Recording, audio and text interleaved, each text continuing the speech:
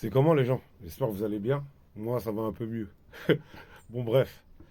Je viens de tomber sur une vidéo là, super intéressante. Je vais la mettre tout de suite après. Elle est un peu longue. Prenez du temps pour la regarder.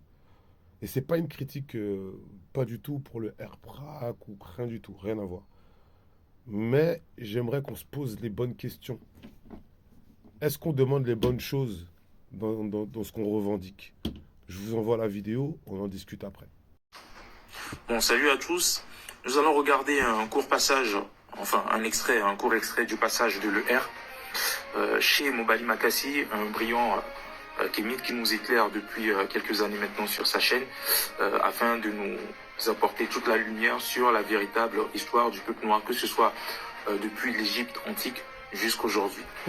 Le R, quant à lui, c'est un activiste martiniquais qui fait partie de ces figures qui portent actuellement le mouvement en Martinique contre la vie chère.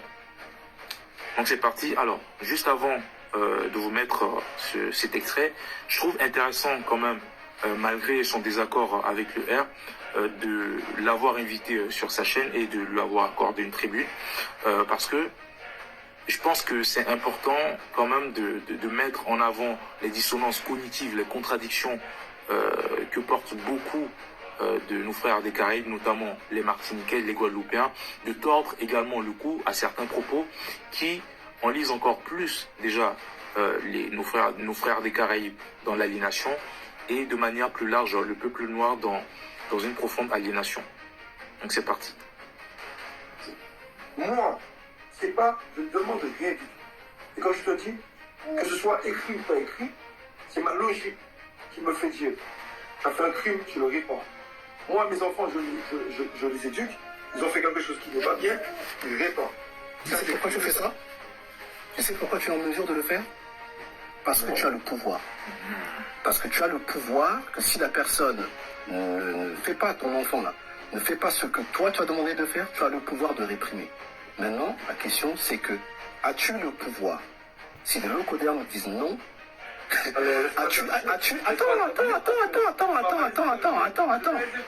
Attends, mais je veux développer ma question pour que tu me répondes clairement. Faut le laisser. Tu me laisses pas finir les réponses. D'accord, mais ok. Vas-y mon frère le R, vas-y.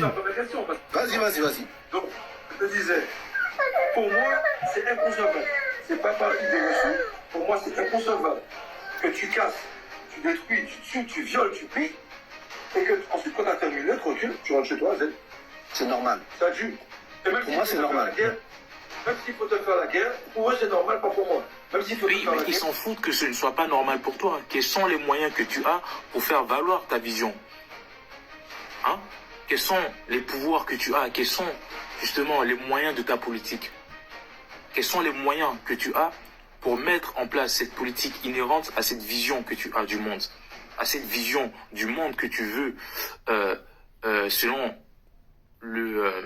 lequel la seule règle qui fasse fonctionner la marche de ce monde ne soit pas un rapport de force.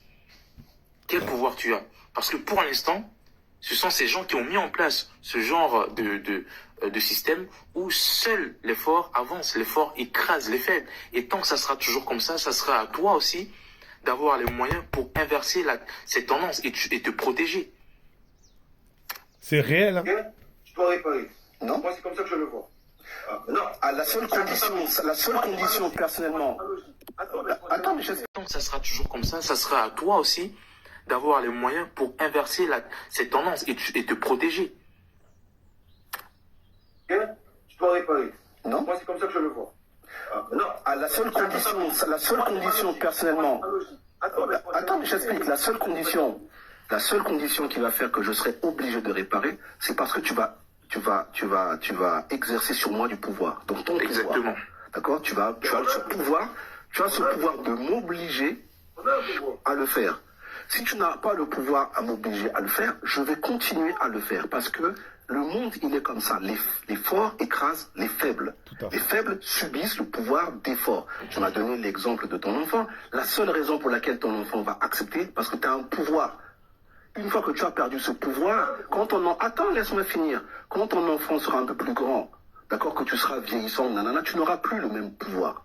C'est réel. Ton enfant pourra te dire, papa, arrête tes conneries. Il va te le dire en face. Parce que ton pouvoir, là, ça va être douteux. Et c'est comme ça. La vie, elle est comme ça. La nature, elle est comme ça. Donc là, pour l'instant, tu as le pouvoir. Maintenant, la question, c'est comment tu veux obliger les locodermes à faire ce que toi tu veux si tu n'as pas le pouvoir? C'est ça la question. Exactement. D'accord. Bon, t'as fini la question, je voudrais aller au bout de ma réponse. D'accord. On a un pouvoir. C'est lequel? Un pouvoir que... Ah ben, je vais te dire, mon ami. Un pouvoir que, fort souvent, on évite de nous dire, on évite de nous en parler. Nous, les îles Guadeloupe, Martinique et la terre de Guyane, nous faisons partie des éléments qui font que la France a un certain pouvoir maritime, une puissance maritime.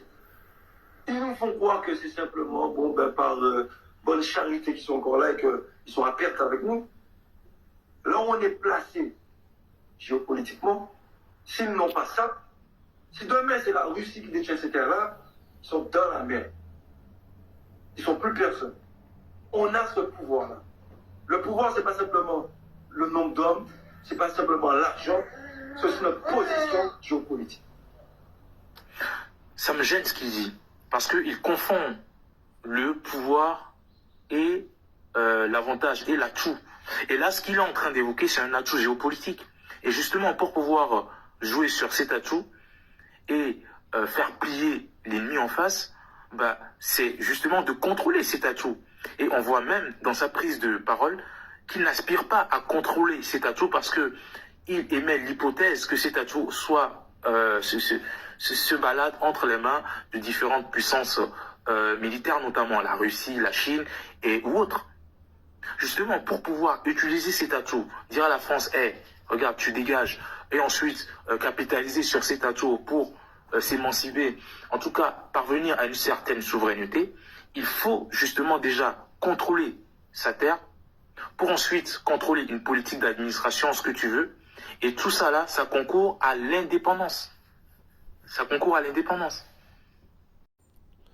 Ça, c'était la première partie des vidéos pour que je vous mette un autre point de vue. Et ensuite, je vais vous mettre une vidéo, parce que j'étais sur son live, de Monsieur Bérisson. Grand bonjour à Monsieur Bérisson d'ailleurs, grande force à vous. Et je tenais à vous dire qu'en fait, je critique pas du tout le R, on n'est pas là. Je suis le premier défenseur du R, alors je ne serai pas celui qui va cracher sur le R jamais de la vie. Mais en fait, elle m'a fait réfléchir la vidéo en me disant, c'est quoi notre alternative en fait? Est-ce que vous comprenez? En fait, on veut toujours rester dans le modèle béquet en fait. Est-ce que vous comprenez? On ne veut pas y sortir. On veut juste qu'ils nous taxent moins, mais on reste dans le même système béquet. Est-ce que vous comprenez ce que je veux dire? Est-ce qu'il y aura un jour, comment on appelle ça, de la concurrence en Martinique et en Guadeloupe et en Guyane, enfin dans les Antilles? Est-ce que demain, on pourra développer nos propres sociétés sans que le béquet nous donne l'autorisation d'ouvrir nos sociétés? C'est ça. Est-ce que nous, on a une alternative? Et Monsieur Bérisson, la dernière fois, j'étais dans son live, super intéressant. Je vous invite tous à aller vous abonner à son live, enfin à son compte. C'était son premier live d'ailleurs. Incroyable son live. Lui, il propose aussi des alternatives. Je trouve que le RPRAC et Monsieur Bérisson devraient marcher main dans la main.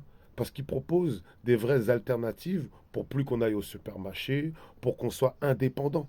L'indépendance, ça commence par ce que tu manges.